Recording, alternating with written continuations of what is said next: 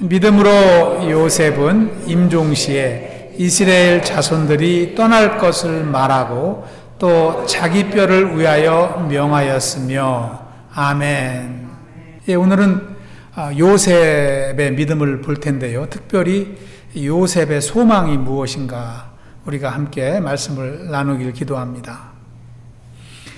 스코틀랜드 출신 목회자 중에 피터 마샬 목사님이 있습니다. 예, 이분이신데요. 예, 피터 마샬 목사님이 이제 목회를 다 끝나고 또 육신이 쇠약해져서 이제 임종을 앞두고 있습니다. 세상을 떠나게 되셨는데 임종 시간이 다가오니까 이 목사님의 사모님이 옆에 계시면서 눈물을 쭉쭉 흘리시는 거예요. 남편과의 작별을 아쉬워하는 것이죠. 그런데 정작 임종을 앞둔 목사님은 사모님을 보고 빙그레 웃으시면서 이렇게 말씀하십니다. 여보, 내일 아침에 다시 만납시다. 이렇게 말씀하시는 거예요. 그러면서 눈을 감으시고 하나님 품으로 떠나셨다고 그래요. 사모님은 그 순간에 남편 목사님을 보고 믿음의 용기를 새롭게 얻었다고 합니다. 그러면서 목사님이 떠나신 후에 책을 하나 썼어요. 그 책 제목이 무엇이었냐면 나의 남편은 목사였다. 이러한 책 제목을 썼는데 이 책이 너무나 잘 팔리는 거예요. 왜 잘 팔렸을까요? 사모님이 목사님의 죽음을 통해서 하나님 나라를 다시 확인한 거예요. 믿음의 영감을 얻고 책을 썼으니까 그 책이 은혜로 왔고 잘 팔릴 수밖에 없었던 것이죠. 그래서 이 사모님은 그 책 한 권뿐만 아니라 계속해서 책을 쓰게 되고 미국의 베스트셀러의 작가 중에 한 분이 되었다고 합니다. 세상을 떠나는 그 순간, 남도 아닌 가장 사랑했던 남편이 세상을 떠나는 그 순간, 이 사모님은 가장 큰 은혜를 받은 것입니다. 우리는 오늘 말씀을 통해서 임종을 앞둔 요셉을 보게 됩니다. 요셉은 임종을 앞두고 이스라엘 민족이 애굽을 떠날 것을 이제 말씀하고 있습니다.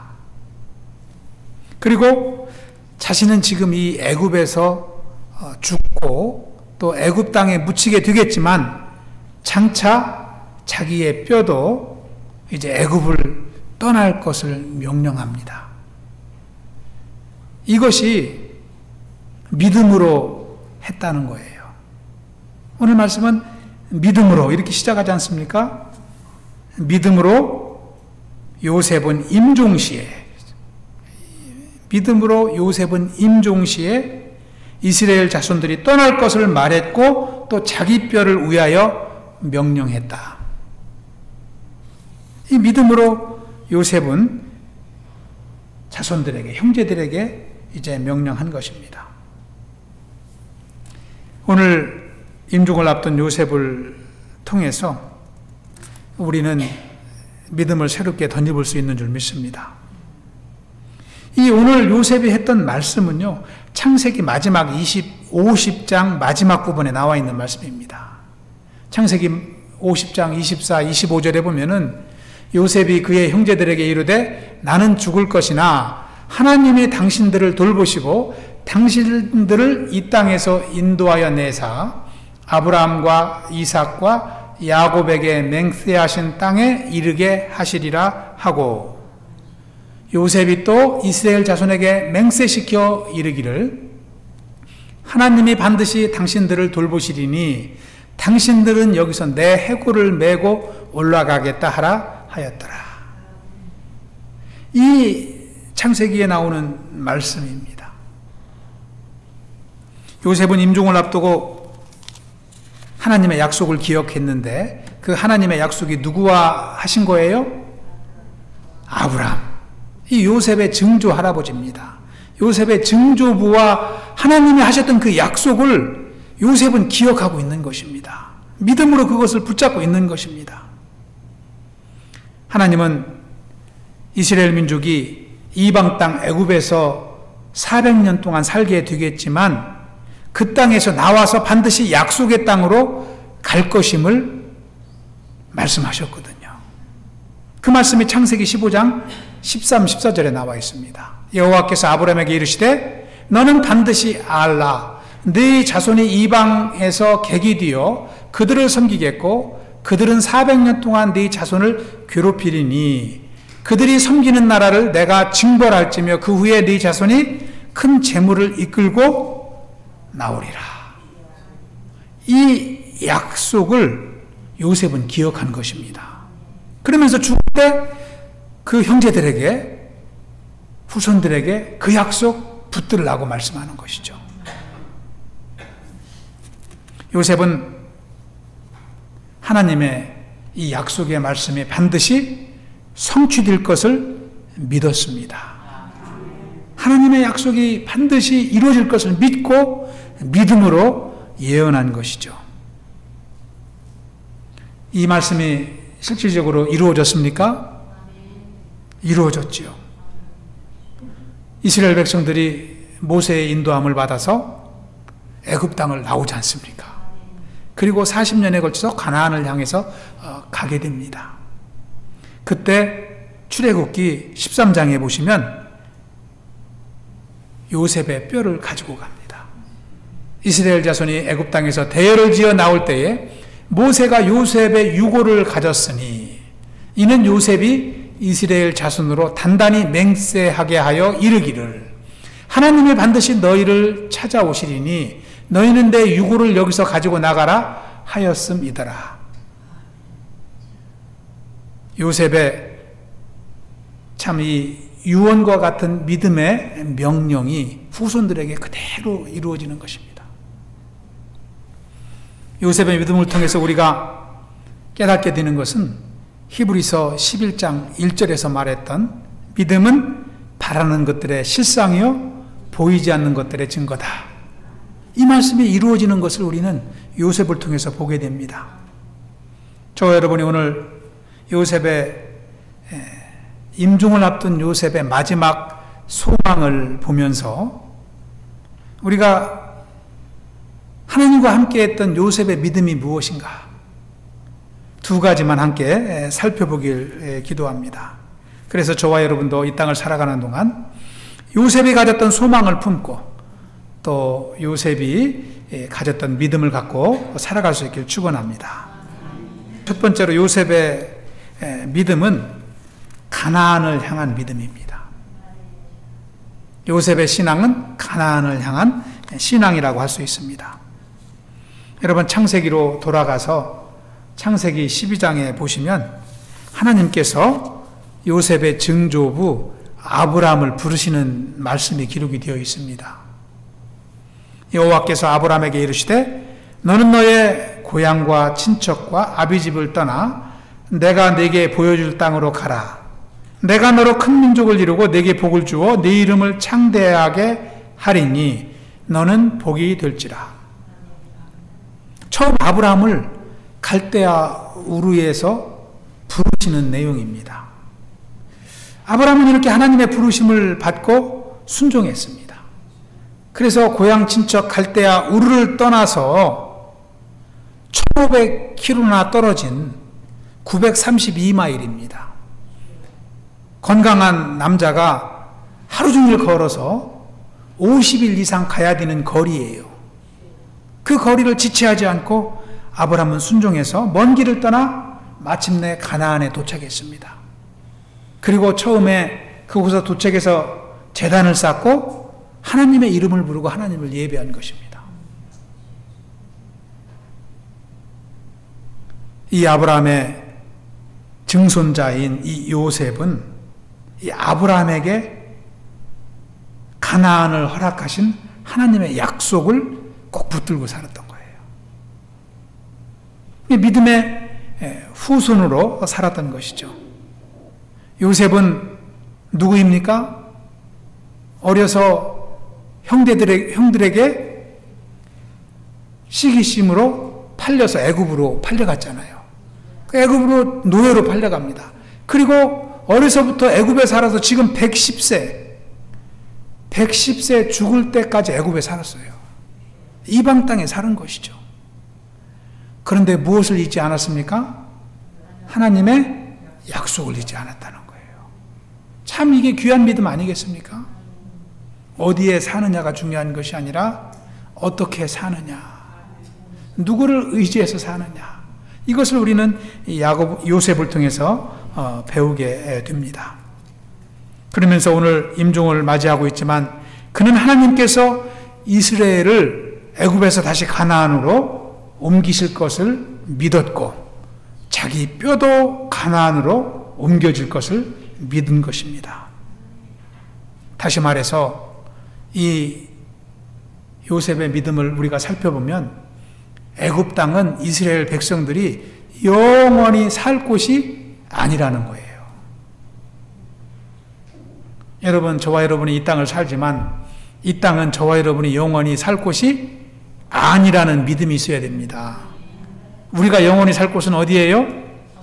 천국이라는 거예요. 천국. 그 믿음을 우리는 요셉을 통해서 배우게 되는 것입니다. 여러분, 애굽이 어떤 곳입니까? 그 당시 애굽은요, 양식이 풍부한 곳이었습니다. 없는 것이 없어요. 부자 나라였습니다. 그리고 강한 나라였어요. 그래서 애굽에 살면 전쟁 걱정을 할 필요가 없어요. 아무도 애굽을 공격할 수가 없으니까요.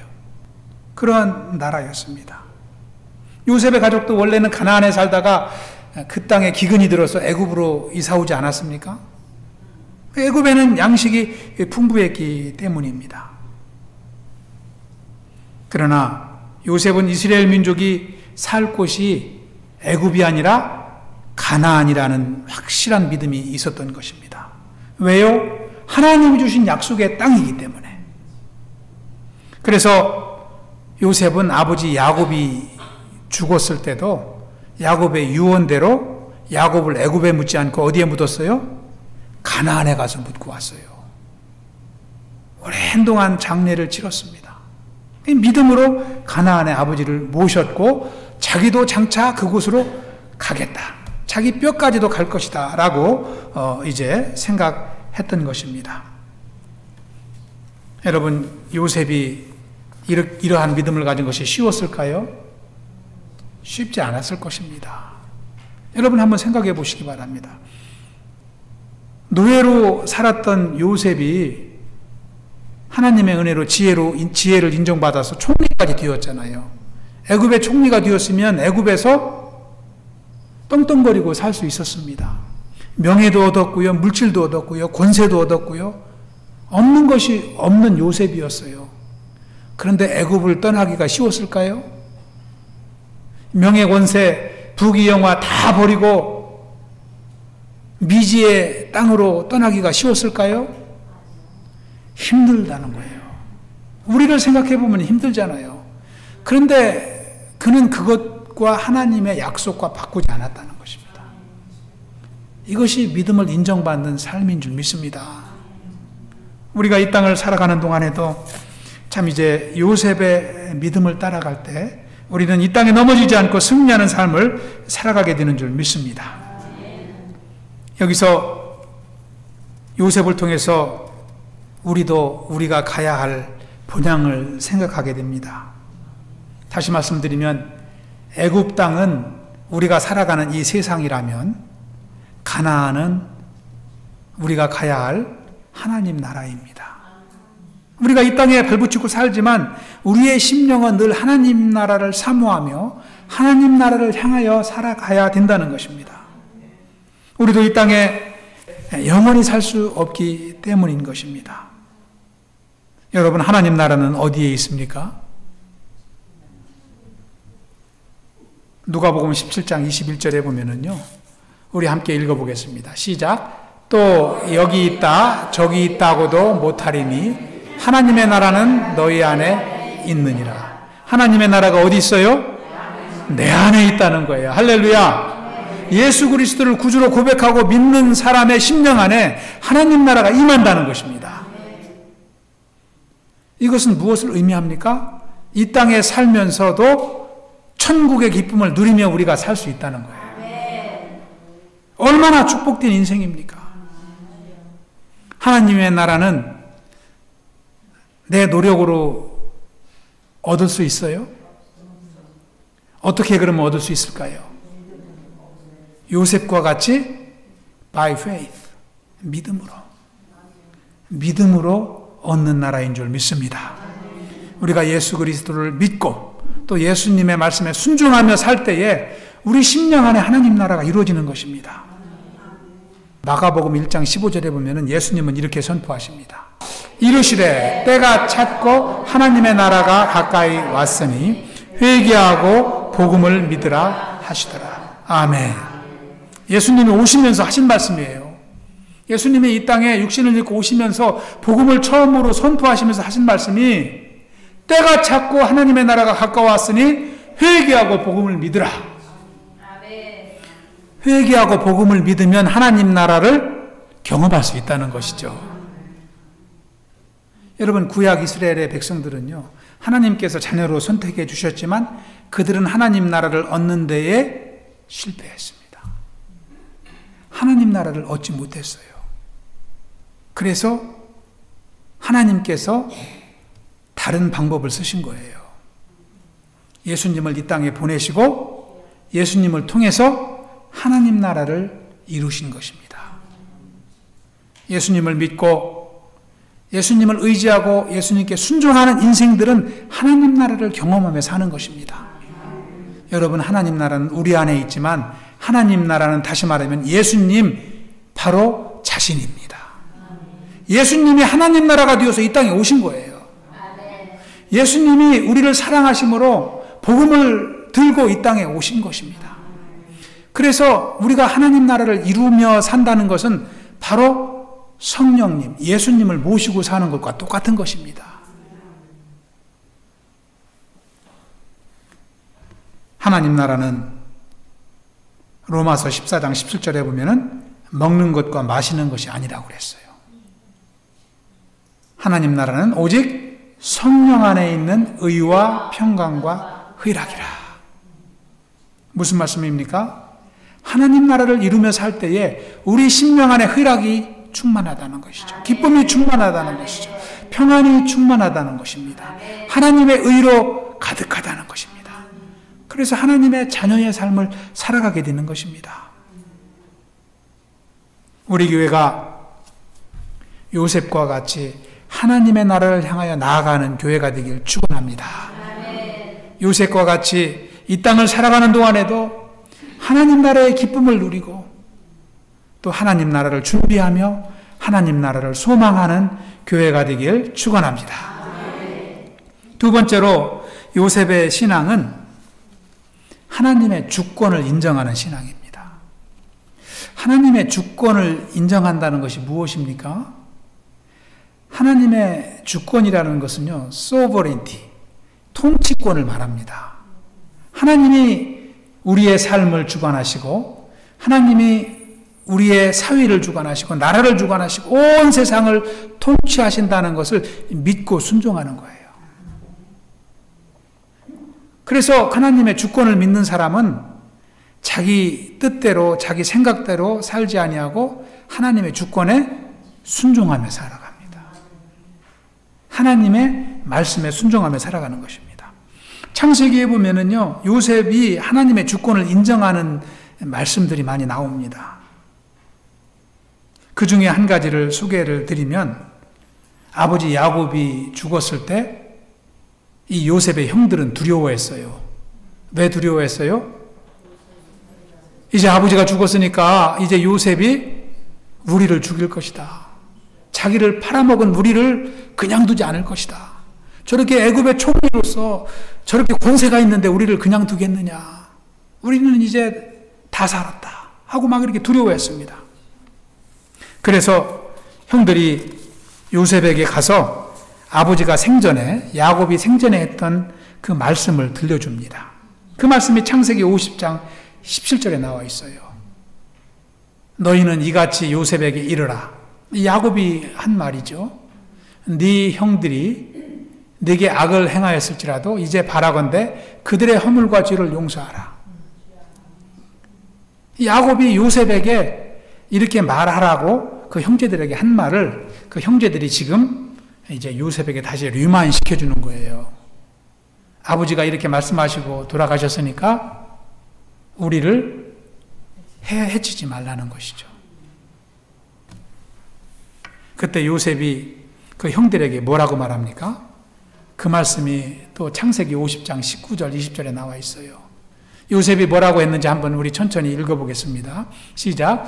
요셉이 그들에게 이르되 두려워하지 마소서. 내가 하나님을 대신하리. 당신들은 나를 해하려 하였으나 하나님은 그것을 선으로 바꾸사 오늘과 같이 많은 백성의 생명을 구원하게 하시려 하셨나니. 아멘. 여러분 참으로 믿음의 말 아닙니까? 자신은 형제들에게 억울하게 팔려서 머나먼 땅에 참 노예로 팔려서 살아서 고생했지만 자기가 그렇게 고생을 했지만 그 자기의 인생길에 하나님의 섭리가 있다는 거예요. 축복받을 때만 하나님이 나와 함께 하시는 게 아니라 내가 고생길을 걸어갈 때도 하나님은 나와 함께 하셨다는 것을 요셉은 고백하는 거예요. 그러니까 여러분이 나를 팔았다고 너무 자책하지 말라는 거죠. 하나님이 하신 거라는 거예요. 내 인생은 축복 속이나 고생을 할 때나 하나님이 함께 하셨다는 거예요. 그러한 나를 통해서 하나님은 무엇을 이루셨다고요? 오히려 가나안 땅에서 굶고 있는 내 백성들을 구원하는 선한 일을 이루셨다는 거예요. 그러니까 하나님이 합력해서 선을 이루셨는데 형님들이 뭐 그렇게 자책할 필요가 있느냐 이렇게 말씀하는 것입니다. 이것이 하나님의 주권을 인정하는 삶입니다. 내가 어려울 때나 힘들 때나 기쁠 때나 축복 속에 살 때나 늘 하나님이 내 인생을 주관하신다는 믿음을 갖는 것입니다. 여러분 우리가 신앙생활 하지만 하나님의 주권을 인정하기 싫을 때가 있잖아요. 특히 어려울 때 그렇습니다. 내가 이렇게 힘든데 하나님은 나를 주관하시고 나를 인도하시는 것이 맞는가? 내 심령이 이렇게 무너지는데 하나님은 나에게 위로하시는 것이 맞는가? 이러한 생각이 들 때가 많잖아요. 만약에 아까 그 마샬 사모님이 평생 목회하고 임종을 맞는 남편의 죽음 앞에서 하나님을 원망했다면, 하나님의 주권을 인정하지 못했다면 베스트셀러 작가가 되었을까요? 못 되죠. 하나님의 주권을 인정할 때 우리는 하나님의 은혜를 깨닫게 되는 줄 믿습니다. 그런데 불행하게도 오늘날 많은 성도님들이 하나님의 주권을 인정하지 못하고 오히려 내 주권을 인정해달라고 하나님께 떼를 쓰는 분들이 많아요. 나는 이렇게 살고 싶으니까 하나님 나를 도와달라고 말씀하는 분들이 많다는 것입니다. 요셉의 삶과 반대되는 삶이죠. 오늘날 성도님들이 교회를 찾을 때 어떤 마음으로 교회를 찾는지 제가 기독교 신문에서 읽은 적이 있습니다. 그 기사를 통해서 오늘날 성도들의 모습을 우리가 한번 볼 수가 있습니다. 오늘날 많은 성도님들이 교회를 찾을 때 자신의 요구를 채워줄 수 있는 교회를 찾는다고 그래요. 이것이 영적인 욕구라면은 할렐루야죠. 말씀으로, 은혜로, 은혜 받을 교회, 나에게 말씀을 가르쳐 줄 교회를 찾는다면 할렐루야인데 인간적인 욕구를 채워줄 교회를 찾는다는 거예요. 비즈니스 하는 사람들은 비즈니스에 도움을 줄 교회, 뭐 이런 거죠. 세상적인 그러한 요구를 들어줄 교회를 찾는다는 것입니다. 이것은 무엇을 모르는 것입니까? 은혜는 내가 다른 사람들의 도움을 받는 데서 오는 것이 아니라 다른 사람들을 섬길 때 온다는 것을 모르기 때문인 것이죠. 더 큰 은혜는 섬길 때 오는 것이죠. 또 어떤 분들이 있느냐면 두 번째로 교회를 찾을 때 우선적으로 보는 것이 교회의 건물과 인테리어를 보고 정하는 분이 많다고 그래요. 시설이 얼마나 좋으냐, 우리 아이들을 맡겨야 되는데 얼마나 잘 되어 있느냐, 책도 많고 또 교회 놀이터도 좋고, 물론 생각할 필요가 있는 것이죠. 그런데 영적인 것은 꼭 시설에서 오지만은 않습니다. 여러분, 식당에 가실 때 좋은 건물에 이 인테리어가 좋은 식당만 찾습니까? 인테리어나 건물보다 먼저 보는 것이 뭐예요? 맛이잖아요. 예, 맛이잖아요. 맛집을 찾아가지 않습니까? 아무리 좋은 건물에 식당이 있어도 맛이 없으면 두 번 가지 않습니다.